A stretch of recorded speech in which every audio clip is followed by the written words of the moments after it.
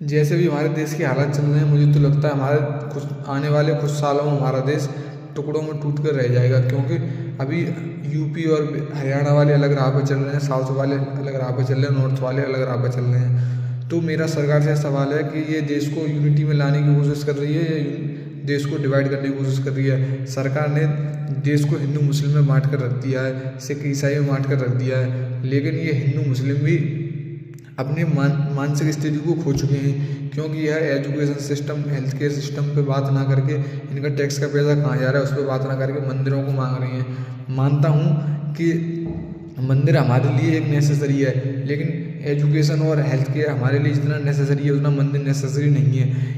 मैं आपसे एक बात पूछना चाहता हूँ कि मंदिर के बाहर जो भिखारी बैठता है वो सदा इंसान से ही क्यों मांगता है, वो भगवान से क्यों नहीं मांगता? क्योंकि उसे पता है कि मेरी ज़िंदगी निकल गई है बैठते बैठते, लेकिन भगवान ने मुझे कुछ नहीं दिया।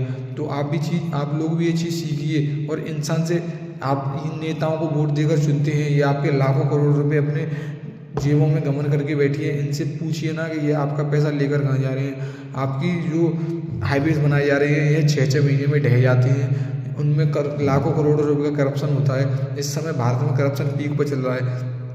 आप फैसिलिटीज़ मांगते हैं दुबई और यूएई और भी कई स्कॉटलैंड वगैरह जैसी कंट्रीज़ की, लेकिन आपका जो सिविक सेंस है वो जीरो हो चुका है।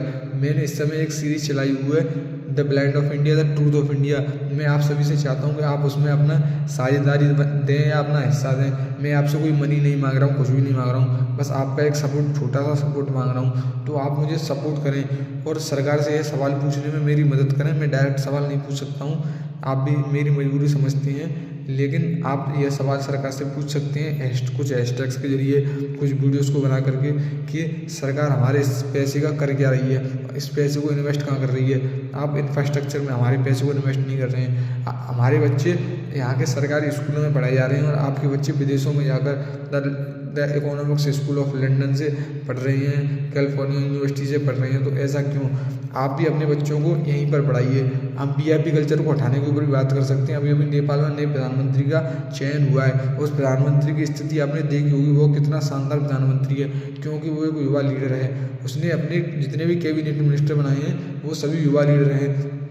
माना कि अमेरिका के राष्ट्रपति जो हैं वो बहुत ही बुजुर्ग हैं, लेकिन वहाँ के और भी कई कैबिनेट मिनिस्टर हैं वो ज़्यादा से ज़्यादा युवा हैं। लेकिन हमारे देश में वहाँ के एजुकेटेड भी हैं, लेकिन हमारे देश में अनपढ़ और वृद्ध नेता ही भरे हुए हैं। तो आप युवा लीडर्स को मौका दीजिए और इस वीडियो को शेयर कीजिए, ताकि सभी को पता चल सके कि हमारी एक नई series the blind of India, the truth of India start हो चुकी है। और चैनल को सब्सक्राइब कीजिए। धन्यवाद।